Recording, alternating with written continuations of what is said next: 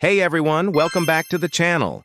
Today we're cracking open the doors to one of the most secretive and fascinating places on Earth, the Currency Vault.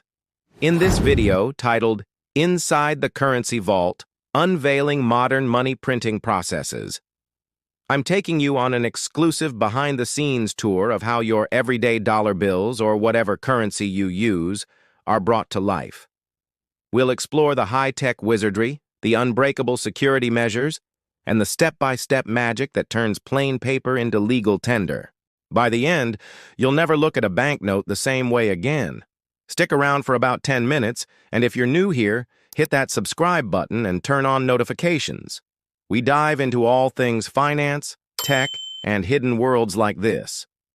Now, while we won't be diving into the specifics of every country's currency production process today, as these methods can vary significantly from nation to nation, we're going to be looking at the United States as a primary example, because their process is sort of like the blueprint for modern currency production worldwide. So let's jump in and see how it works. All right. So we've established that the journey of a banknote begins long before the first stroke of ink. It all starts with the design phase. An interagency team, including the Federal Reserve, the U.S. Treasury, and even the Secret Service, collaborates to create a new note. They sketch layouts, incorporate portraits of historical figures like George Washington on the $1 bill, and weave in artistic elements. Engravers then carve these designs into steel dies using both traditional tools and digital tech. These dies become master plates, chrome-plated for durability and rigorously inspected. This step alone can take months, ensuring every detail is perfect. Once the design is finalized, it's time to think about the materials. Now, the production of banknotes requires specialized materials. You know that crisp feel and durable nature of the bills you use every day? That's no accident.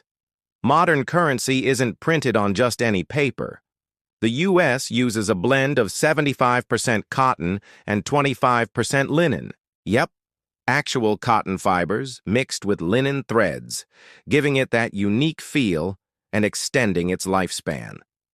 This paper comes exclusively from Crane Currency in Massachusetts, and it's illegal for anyone else to possess it.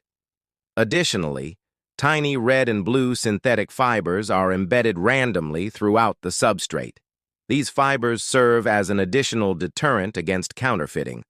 For higher denominations like the $5 and up, there's a watermark, a faint image visible when held to light, and a security thread that glows under UV light.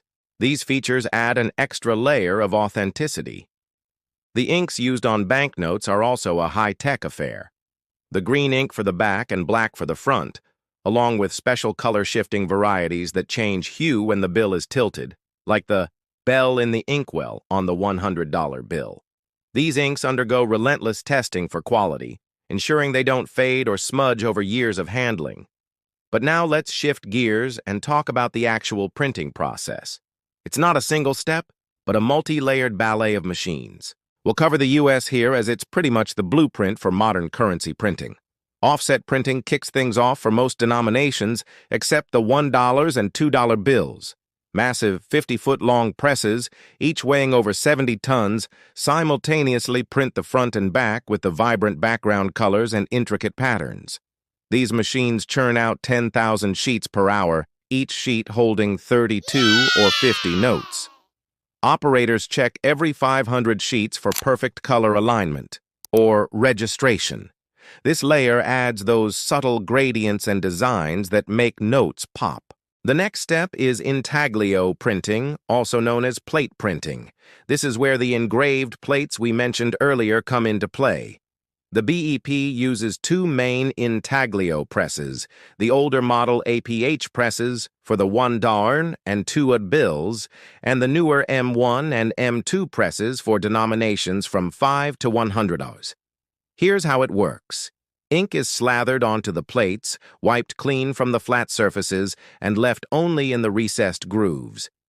Then, under immense pressure, up to 20 tons, the paper is forced into those grooves, creating that raised, tactile feel on portraits, numbers, and scroll work. The backs get printed in green first, then stacked in a vault to dry for 3 full days. Flip them over, print the fronts in black, and another 3-day dry. These intaglio presses are beasts, 57 tons each, and they're what give currency its signature crisp texture that counterfeiters struggle to replicate. But wait, we're not done yet. Quality control is relentless. Enter the Offline Currency Inspection System, or OCIS. Next up, it's time for the finishing touches, letterpress printing. Specialized machines add the green serial numbers, the black Federal Reserve seal, the green Treasury seal, and bank identifiers. For efficiency, the BEP uses integrated systems like COPE PAC, which handles overprinting, cutting, and packaging all in one. Sheets are guillotined into individual notes, stacked in piles of 100, banded, bundled into 1,000-note cash packs, and shrink-wrapped into bricks of 4,000 notes. Finally, they're collated into 16,000-note cash packs, barcoded, and vaulted until the Federal Reserve picks them up. And let's not forget the Large Examining Printing Equipment, or LEPI, introduced back in 2014 but still cutting edge. This 144-foot monster processes larger 50-subject sheets for $5 and soon $20 bills, combining inspection, printing, and packaging in a streamlined flow. It's a prime example of modern innovation, boosting efficiency and reducing errors. So now you might be wondering, how does the U.S. go from printing raw banknotes to actually putting them into circulation? Well, once the printing process is complete, the freshly minted banknotes are stored securely in vaults at the BEP facilities until they're ready for distribution. When the Federal Reserve, which acts as the central bank of the United States, places an order for new banknotes, the BEP ships them to the nearest Federal Reserve Bank. Each Federal Reserve Bank maintains a large inventory of banknotes to meet the cash demands of its region. They distribute these banknotes to commercial banks and financial institutions within their district, which in turn make the money available to the public through their ATMs and bank tellers. Speaking of which, if you're enjoying this video so far, why not show your support by hitting that like button? And if you love learning about hidden processes like this one, consider subscribing to our channel. We dive into all sorts of fascinating topics that you won't find anywhere else. Now, let's talk about some of the security features that are built into banknotes. You may be familiar with the watermark and the security thread that we already discussed. But there are other fascinating features worth mentioning.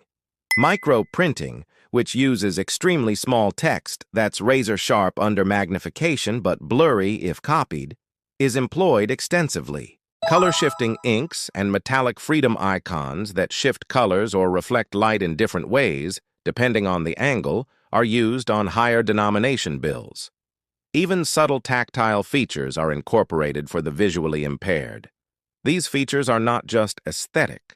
They are designed to be difficult to replicate, making counterfeit money much more difficult to produce. The BP constantly tests new technologies and redesigns bills over time to stay ahead of counterfeiters.